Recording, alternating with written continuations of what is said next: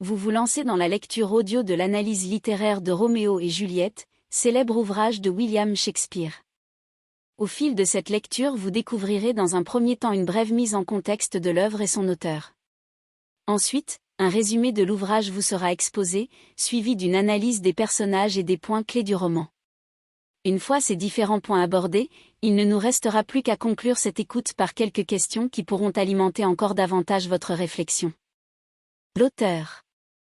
Poète et dramaturge, figure éminente de la littérature anglaise et en particulier du théâtre élisabétain, du nom de la reine Élisabeth I, 1558 à 1603, William Shakespeare est né en 1564.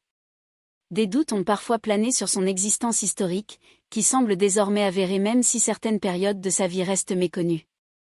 Il a écrit 37 pièces, que l'on classe généralement en 4 catégories. Les pièces historiques comme Richard III, les comédies comme Le songe d'une nuit d'été, les grandes tragédies telles Hamlet et enfin les dernières pièces parmi lesquelles on retrouve La Tempête.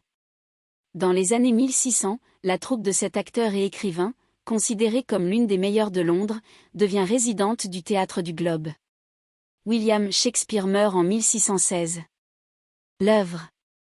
À mi-chemin entre la tragédie et la comédie, Roméo et Juliette est l'histoire d'amour la plus célèbre de la littérature anglaise.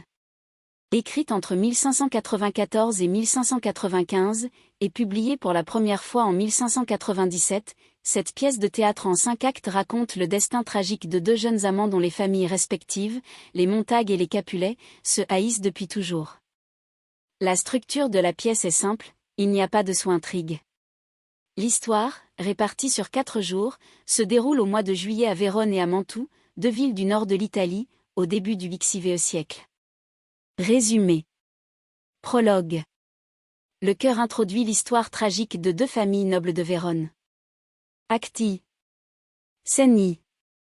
Une rixe éclate entre des valets de 2 clans ennemis. Benvolio, neveu de Montague, et Tybalt, neveu de Capulet, tentent de les séparer, mais ils se battent à leur tour. Les chefs des 2 maisons et leurs femmes arrivent. Le prince de Vérone, Escalu, intervient et les menace de mort s'ils troublent à nouveau la tranquillité de la ville. Tous se séparent, tandis que Benvolio reste à discuter avec Montague et sa femme de l'état mélancolique de leur fils, Roméo.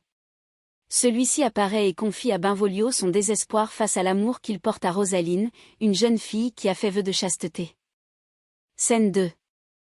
Capulet discute avec Paris, un jeune seigneur qui désire épouser sa fille, Juliette. Capulet le convie à une fête qu'il donne le soir même, au cours de laquelle Paris aura la chance de courtiser Juliette. Il remet la liste des invités à son valet. Celui-ci, illettré, s'adresse à Roméo et Benvolio, qui déchiffrent la liste à sa place. Le valet les invite à la fête. Scène 3. Dans la maison de Capulet, Lady Capulet, accompagnée de la nourrice, demande à Juliette ce qu'elle pense du mariage. Celle-ci répond qu'elle n'y a pas encore songé. Sa mère lui demande de considérer la proposition de Paris. Scène 4. Roméo, Mercutio et Benvolio, masqués, arrivent à la fête. Roméo leur confie qu'il a rêvé qu'aller à cette fête était une mauvaise idée et qu'une catastrophe allait s'y produire. Scène V. Capulet accueille ses convives. Roméo, ébahi par la beauté de Juliette, oublie aussitôt Rosaline. Tybalt reconnaît la voix de Roméo et veut le tuer. Capulet lui ordonne d'éviter toute esclandre. Tybalt jure de se venger. Roméo approche Juliette, ils discutent et s'embrassent. Il apprend un peu plus tard que Juliette est une Capulet. Dévasté, il quitte la fête. Juliette découvre également avec désespoir l'identité de Roméo. Acte 2. Prologue. Le chœur décrit l'amour naissant entre Roméo et Juliette et leurs difficultés, dues à la haine qui oppose leurs familles, à se revoir. Scène I. Roméo escalade le mur du jardin de Capulet. Benvolio et Mercutio partent à sa recherche, sans succès. Scène 2. Juliette apparaît à une fenêtre, et ignorant la présence de Roméo, s'interroge à son sujet. À sa grande surprise, Roméo lui répond. Ils s'avouent mutuellement leur amour. Scène 3. Roméo se rend chez frère Laurent et lui confie qu'il aime Juliette et qu'il veut l'épouser. Laurent accepte de les marier, espérant ainsi réconcilier les 2 familles. Scène 4. Roméo rejoint... Nous espérons que vous avez apprécié cet aperçu.